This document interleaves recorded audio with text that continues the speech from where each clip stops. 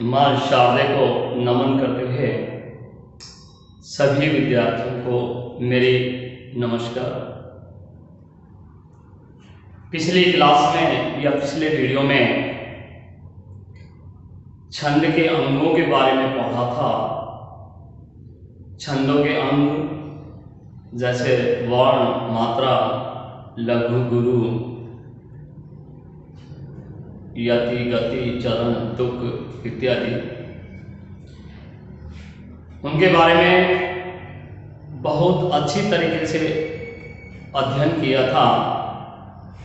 आज हम गण का स्वरूप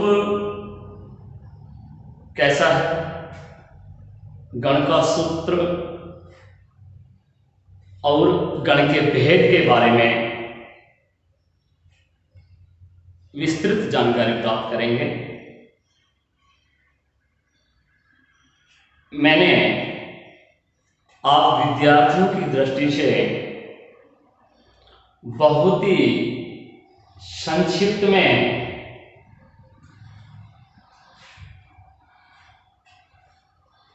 गण का स्वरूप और सूत्र भेद को समझाने के लिए यह तालिका तैयार की है।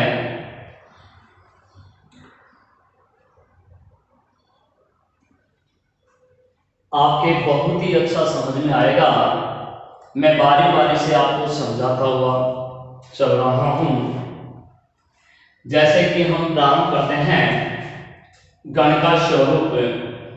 गण के बारे में कल भी बताया था कि 3 वर्णों के समूह को गण कहते हैं। जैसे उदाहरण भी दिया था, मधुर शब्द में 3 वर्ण अलग अलग हैं। मधुर अर्थात मधुर शब्द एक गण हुआ। आगे एक उदाहरण और है कि जैसे मधुरता में 4 वर्ण हैं, अतः मधुर तक एक गण होता है। क्यों कि बोला कि परिभाषा गण की है कि 3 वर्णों के समूह को या 3 वर्ण मिलकर के जब एक शब्द बनता है वह एक गण कहलाता है। इसको आपको बहुत ध्यान रखना है।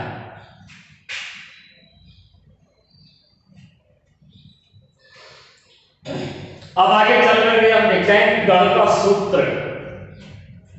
गण का सूत्र मैंने कल भी संक्षिप्त में बताया था कि यह मात्रा राजधान सलगा, यह मात्रा राजधान सलगा, यह से आगे गण लगाते हुए चले जाओ तो ये 8 गण हो जाएंगे। कितने गण हो जाएंगे? 8 हो जाएंगे। यगण, मगण, तगण, रगण, जगण, भगण, नगण, सगण, लगा, लघु, गुरु। अंत में क्या आते हैं? लघु और गुरु। यह गण का सूत्र हो गया। इस सूत्र को आपको याद करना है या ध्यान रखना है। बहुत सरल है, कोई कठिन है ही नहीं। बस कि थोड़ा सा ध्यान रखना पड़ेगा आपको कि अगले उसके 3 समूह बनाने के लिए गण शब्द लगा दें। पहला वर्ण ले लें, जैसे यगण, मा में मैं ले लिया मगण, ता में तै ले लिया तगण, रा में रे ले लिया रगण, जय जगण, भा में भगण, न से नगण, सगण, लगा, लघु। मैंने पुनरावृत्ति कर दी है, दोबारा बता दिया है। बहुत ही सरल है, आपको समझ में आ जाएगा। बार बार यदि इसको आप पढ़ोगे, समझोगे, समझाने की ट्रिक मैंने बताई दी है, आपको बिल्कुल समझ में आ जाएगा। आगे भेद। गण 8 होते हैं। कितने होते हैं? 8 होते हैं। ये भी बताया ना, 1 2 3 4 5 6 7 8। उनके नाम, लक्षण, रूप और उदाहरण इस प्रकार से है। अब इस तालिका को आप समझें, ध्यान से समझें। पहला गण क्या है? यगण, जो मैंने यहां लिख दिया है। दूसरा क्या है? मगण। तीसरा क्या है? तगण, रगण। पांचवा जगण, छठा भगण, सातवां नगण, आठवां सगण और अंत में ल, गा, लघु और गुरु। वर्ण का रूप बनाते समय आपको एक बात का ध्यान रखना पड़ेगा, विशेष तौर से क्या रखना पड़ेगा कि इस सूत्र में देखिए, पहला वर्ण का रूप बनाना है तो यह माता, क्योंकि तीन का ग्रुप लेना है, समूह लेना है। यह माता, फिर मातारा, फिर ताराजय, फिर क्या आएगा? राजय भा, फिर जय भाने, फिर क्या आएगा? भाने से, फिर क्या आएगा? भाने से, फिर क्या आएगा? न से ले, नस्ल, फिर क्या आएगा? से लेगा, बचा से लेगा। प्यारे विद्यार्थियों, समझ में आ गया सभी के? बस इतना ध्यान रखना है कि गण की परिभाषा दी थी कि 3 वर्णों के समूह को गण कहते हैं, इसलिए 3 समूह बनाना है। यह माता, फिर इसको छोड़ दो मातारा, फिर इसको छोड़ दो ताराजय, फिर इसको छोड़ दो राजय भा, फिर इसको छोड़ दो जय भाने। तो यह माता, मातारा, ताराजय, फिर राजय भा, फिर जय भाने, फिर माने से, फिर न से ले, नस्ल, फिर सगण सलेगा। ये वर्ण रूप हो गए। समझ में आ गया? शाबाश। मात्रा रूप, अब इनकी मात्रा कैसे लगाई जाए, आगे में अगली क्लास में आपको मात्रा लगाने के नियम बताऊंगा। लेकिन यहां इतना सा तो मैं पहले की क्लास में बता चुका हूं, पिछली वीडियो में, कि इतना तो लघु और गुरु की मात्रा कैसे लगाते हैं वह मैंने कल समझाया था, पिछली क्लास में समझाया था। मात्रा रूप कैसे लगाएंगे? ये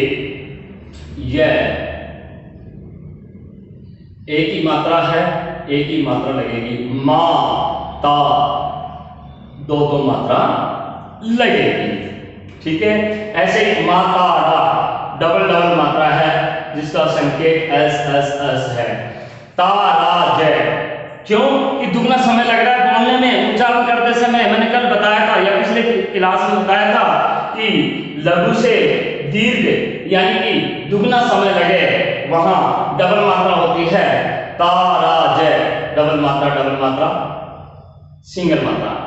राजय भा डबल मात्रा, खड़ी पाई एक मात्रा, 2 मात्रा। जय भाने, ऐसे ये भाने से डबल मात्रा, सिंगल मात्रा, न से ले, खड़ी पाई, यानी एक मात्रा, से लेगा, एक मात्रा, डबल मात्रा। ठीक है, अब इसका उदाहरण बनाना है तो उदाहरण आप बस बना सकते हो। भैगाना, एक मात्रा, डबल मात्रा, बहाना, एक मात्रा, डबल मात्रा। हंगामा, अनुस्वार की डबल मात्रा लगती है, मैं अगले नियम में बताऊंगा, अगले क्लास में। गा मा डबल मात्रा लगती है, डबल मात्रा, सिद्ध हो गया है। सामान डबल मात्रा, एक मात्रा, यानी कि खड़ी पाई। डबल मात्रा, एक मात्रा। 2 मात्रा, एक मात्रा, 2 मात्रा। 2 मात्रा, एक मात्रा, 2 मात्रा। फिर एक मात्रा, 2 मात्रा, एक मात्रा।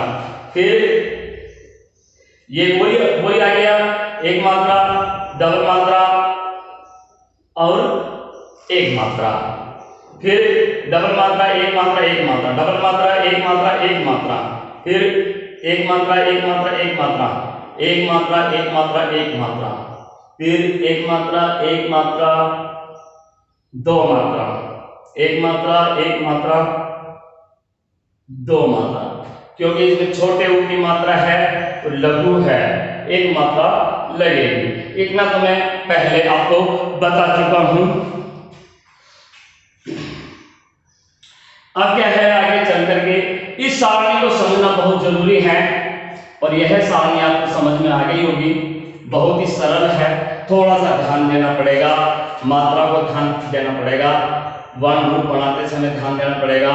गण बनाने के लिए कैसे बनाते हैं मैंने आपको बता ही दिया, वर्ण रूप कैसे बनाते हैं वह भी बता दिया है, मात्रा कैसे लगती है, उदाहरण कैसे बनाते हैं। आप भी इनके उदाहरण कुछ भी बना सकते हो, जैसे कि यहाँ पे बनाना, कुछ भी बना सकते हो।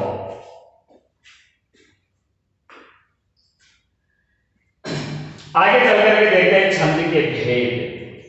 अब इसके क्या मुख्य भेद तो दो ही हैं, मात्रिक, वर्णिक, लेकिन गौण भेद या सामान्य भेद मिलकर के चार बन जाते हैं। चार कौन कौन से? मात्रिक, वर्णिक, मुक्तक, उभय छंद।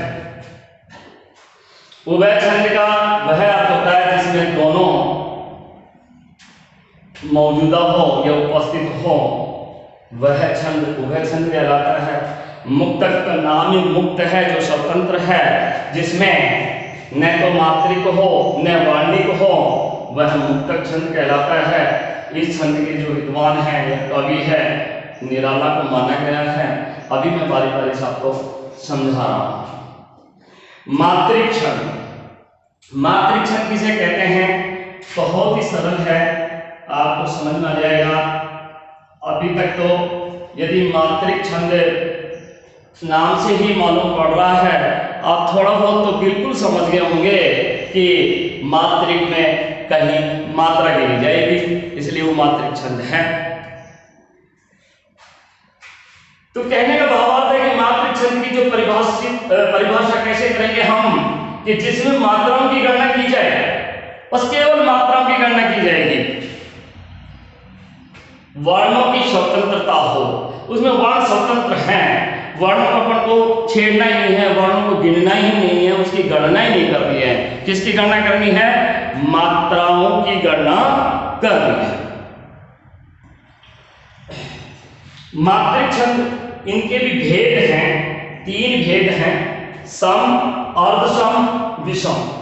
मालूम पड़ रहा है कि सम क्या होते हैं, विषम क्या होते हैं। मैंने पिछली क्लास में बताया था, सम वह होता है जिसमें दो का भाग चला जाए वह सम, विषम वह होता है जिसमें दो का पूरा पूरा भाग न जाए वह विषम। अर्धसम पहला, तीसरा चरण, दूसरा और चौथा चरण। अभी देखते हैं सम। सम मात्रिक छंद किसे कहते हैं? जिन छंदों के चारों चरणों में, जिन छंदों के चारों चरणों में मात्राओं की संख्या समान होती हो, जिन छंदों के चारों चरणों में मात्राओं की संख्या समान होती हो, जैसे छंद के उदाहरण हैं चौपाई, चौपाई, चौपाई, चौपाई, गीतिका, हरि गीतिका, रोला, अरिल इत्यादि। अर्धसम, जिन छंदों के पहले व तीसरे चरण तथा दूसरे व चौथे चरणों में मात्राओं की संख्या बराबर होती है, जैसे दोहा, सौठा, बरवई, उल्लाला इत्यादि। बारी बारी से अपन अगली क्लास में या अगली वीडियो में सीखेंगे। क्या सीखेंगे? कि दोहा छंद कैसे सिद्ध होता है, सोरठा कैसे होता है, बरवई कैसे होता है, उल्लाला कैसे होता है, इसके उसके बारे में मतलब इनके बारे में मैं आगे की क्लास में बताऊंगा। विषम जो छंद सम या अर्धसम नहीं होते हैं, जो छंद सम या अर्धसम नहीं होते हैं, न तो सम होता है न अर्धसम होता है, क्या होता है, चारों चरणों में मात्राएं भिन्न होती है, चारों चरणों में मात्राएं भिन्न भिन्न होती हैं, 4 से अधिक चरण पाए जाते हैं। विषम में क्या होता है, विषम मात्रिक छंद में क्या होता है कि 4 से अधिक चरण पाए जाते हैं, जैसे कुंडलियां, छप्पे इत्यादि। क्योंकि कुंडलियां और छप्पे दो छंदों से मिलकर के बनते हैं। अगली क्लास में आपको बहुत अच्छी तरीके से समझाएंगे। अब आगे चलकर के देखते हैं कि सम के भी 2 भेद होते हैं, सम के भी 2 भेद होते हैं, साधारण दंडक, ठीक है। साधारण में 32 मात्राओं तक यदि कोई छंद होता है तो वह साधारण सममात्रिक छंद होता है, और यदि 32 मात्राओं से यदि अधिक उसमें आ गई तो वह दंडक कहलाता है, जो कि सम दंडक मात्रिक छंद कहलाता है। बस इसमें मात्राओं का ध्यान रखना है। 32 मात्रा साधारण, 32 से अधिक दंडक, ठीक है। अगला है वर्णिक छंद। वर्णिक छंद किसे कहते हैं, पहले अपन ये समझेंगे। मात्रिक छंद किसे कहते हैं, जिसमें मात्राओं की गणना की जाए, वर्णों की स्वतंत्रता हो। इसमें उल्टा है, वर्णों की गणना की जाए और मात्राओं पर ध्यान नहीं दिया जाता है, मात्राएं स्वतंत्र छोड़ दी जाती है, मात्राओं पर कोई ध्यान नहीं दिया जाता है, वह वर्णिक छंद कहलाता है। वर्णिक शब्द से मालूम पड़ रहा है वर्ण आते हैं इसमें, मात्रिक में मात्रा आती है, ठीक है। वर्णिक के भी भेद वही 3 भेद हैं, सम, अर्धसम, विषम। समवर्णिक छंद किसे कहते हैं, ये क्या कहलाते हैं, जिसके चारों चरणों में वर्णों की संख्या बराबर हो, जिसके चारों चरणों में वर्णों की संख्या बराबर हो। जैसे इंद्रवज, उपेंद्रवज, द्रुत विलंबित, बसंत तीव्र, मालिनी, मंदाक्रांता, शिखरिणी, सवैया इत्यादि। ये छंद जो होते हैं ये वर्णिक छंद के अंतर्गत आते हैं। अर्धसम पहले व तीसरे तथा दूसरे एवं चौथे चरणों में वर्णों की संख्या समान हो, यह वर्णिक छंद हिंदी में नहीं है, अर्थात हिंदी में अर्धसम जो वर्णिक छंद है वह नहीं मिलता है। संस्कृत में जरूर मिलता है, जो कौन सा है, पुष्पिताग्र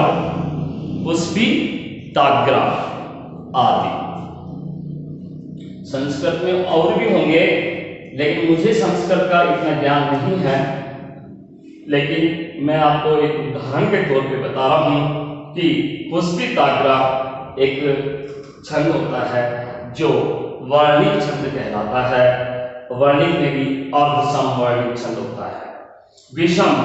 विषम का अर्थ ही मालूम, शब्द का नाम लेते ही मालूम हो जाता है कि जिसमें या जो न सम हो न अर्धसम, न तो सम हो न अर्धसम हो,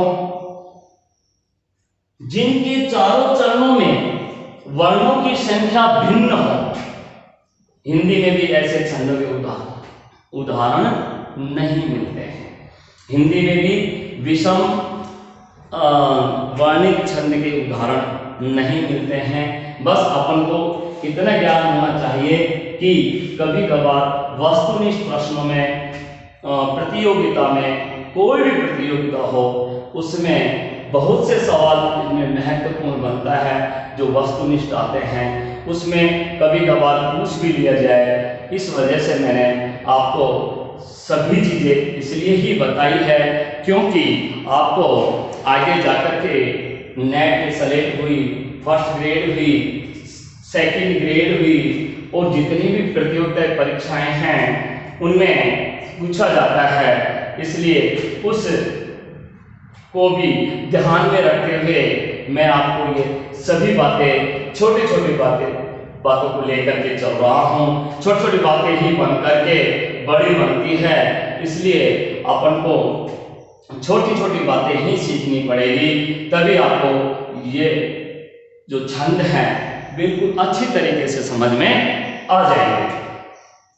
अब है तीसरे नंबर पे मुक्तक छंद। जो छंद मात्रा तथा वर्णों से मुक्त हो, जिसमें न तो मात्रा गिनी जाए न वर्ण गिनी जाए, उन पे ध्यान ही नहीं दिया जाता है, और उन चीजों से या इन दोनों से, मात्रा और वर्णों से मुक्त हुआ जाता है।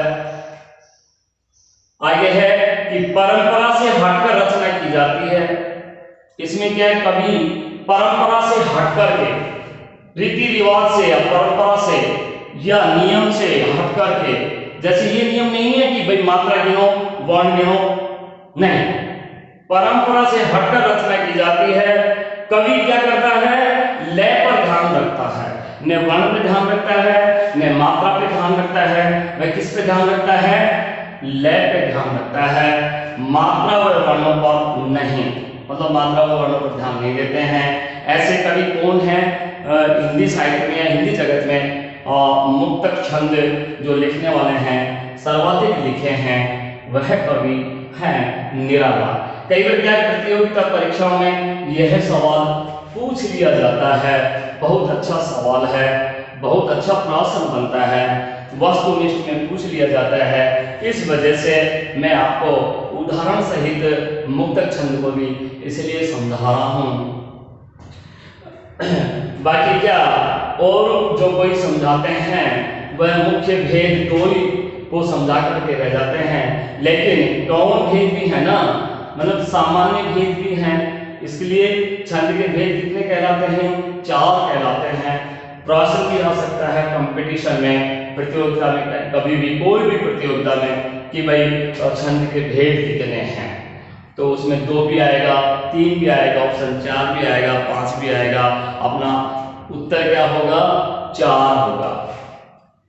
जो छंद मात्रा तथा वर्णों से मुक्त हो, परंपरा से हटकर रचना की जाती है, कवि लय पर ध्यान रखता है, मात्रा वर्णों पर नहीं, निराला ऐसे कवि हैं।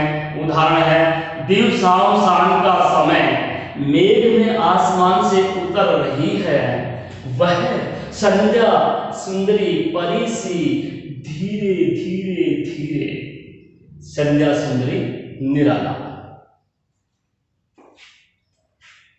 उनके कविता का जो वाचन किया उसमें आपको मालूम पड़ गया होगा कि लय पे ध्यान दिया जा रहा है, न कि मात्रा वर्णों पे ध्यान दिया जा रहा है, और परंपरा से हटकर रचना की जा रही है, और लय पे पूरा पूरा ध्यान दिया जा रहा है। जैसे मैं दोबारा बोलता हूँ कि दिवसाओं शाम का समय, मेघ में आसमान से उतर रही है, वह संध्या सुंदरी परी सी धीरे धीरे धीरे।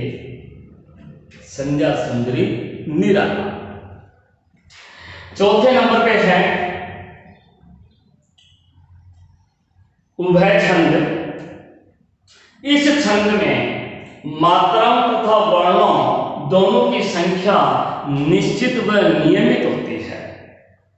देखो, ध्यान देने लायक बात है, यह भी कंपटीशन में कई बार पूछ लिया जाता है, और हो सकता है आपके भी पाठ्यक्रम में ये केवल 8 ही अंकों के आ रहे हैं, और ये जो विषय है, ये विषय वस्तु है, भारत के जितने भी विश्वविद्यालय हैं उसमें कहीं न कहीं फर्स्ट ईयर में, सेकेंड ईयर में, फाइनल में, एमए में, एमए फाइनल में, एमफिल में पूछा जरूर जाता है। और नेट जो सलेट की एग्जाम देते हैं उच्च लेवल की, व्याख्याता लेवल की, उसमें भी यह पूछ लिए जाते हैं वस्तुनिष्ठ प्रश्नों की तरह।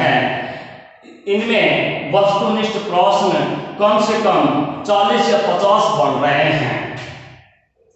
उसमें से उभय छंद भी एक महत्वपूर्ण है। कभी कभार एग्जामिनर जो परीक्षक जो पेपर बनाता है वह इस सवाल को भी पूछ लेता है कभी कभार। तो इसलिए अपन को हर चीज का ध्यान रखना है। क्या है उभय छंद? इस छंद में मात्राओं तथा वर्णों दोनों की ही संख्या निश्चित व नियमित होती है। जैसे उदाहरण है, ऊपर को जल सूख सूख कर उड़ जाता है, सर्दी से सकुचाए जलद पदवी पाता है। ऊपर को जल सूख सूख कर उड़ जाता है, सर्दी से सकुचाए जलद पदवी पाता है। ऊपर दो मात्रा, एक मात्रा, एक मात्रा, दो मात्रा को एक मात्रा, एक मात्रा। सूख बड़ा है इसलिए दो मात्रा लगेगी। एक मात्रा खड़ी पाई, दो मात्रा, एक मात्रा, एक मात्रा, एक मात्रा, एक मात्रा, उड़ में एक मात्रा, जाता डबल मात्रा, डबल मात्रा, है डबल मात्रा, स एक मात्रा, रे एक मात्रा, दी डबल मात्रा। क्योंकि सर्दी जोर पड़ रहा है, दुगना समय लग रहा है। से डबल मात्रा, से सिंगल मात्रा, कु छोटा ऊ की मात्रा है इसलिए सिंगल मात्रा, चा डबल मात्रा, ये सिंगल मात्रा, सिंगल मात्रा, सिंगल सिंगल, सिंगल मात्रा, सिंगल मात्रा, डबल मात्रा, डबल मात्रा, डबल मात्रा, डबल मात्रा। अब हम देखते हैं मात्राएं तो 24 हो गई, गिनते हैं 2 3 4 5 6 7 8 9 10 11 12 13 14 15 16 17 18 19 20 21 22 23 24 मात्राएं तो सिद्ध हो गई। 24 मात्राएं दोनों में ही है। 1 2 2 4 2 6 7 8 10 11 12 13 14 15 16 17 18 19 20 21 22 23 24 24 मात्राएं हो गई हैं। अब 17 वर्ण, अब हमको वर्णों की गणना करनी है क्योंकि ऊपर लिखा है परिभाषा में कि इस छंद में मात्रा तथा वर्ण दोनों की संख्या निश्चित व नियमित होती है। निश्चित क्या होती है? 24 और 17 और वह नियमित भी है, बिल्कुल नियमित है। कितनी मात्राएं मिलेगी? 24 मात्राएं मिलेगी जिसमें 17 वर्ण मिलेंगे, वह उभय छंद कहलाएगा, वर्ण नहीं कहलाएगा। 1 2 3 4 5 6 7 8 9 10 11 12 13 14 15 16 17 वर्ण हो गए। ठीक है, 1 2 3 4 5 6 7 8 9 10 11 12 13 14 15 16 17। ठीक है, 17 मात्राएं यहाँ की हो गई, नहीं 17 वर्ण यहाँ की हो गए। 17 वर्ण पहली पंक्ति में भी हो गए हैं और दूसरी पंक्ति में भी 17 वर्ण हो गए हैं। पहली पंक्ति में 24 मात्राएं हैं और दूसरी पंक्ति में भी नीचे 24 मात्राएं हैं, इसलिए यह सिद्ध होता है कि यह उभय छंद है। परिभाषा के अनुसार उदाहरण को अपन सिद्ध करके देखा है। आज की क्लास में इतना ही होगा और बहुत अच्छा समझ में आ गया होगा। आगे की वीडियो में अगली क्लास अपनी आगे होगी।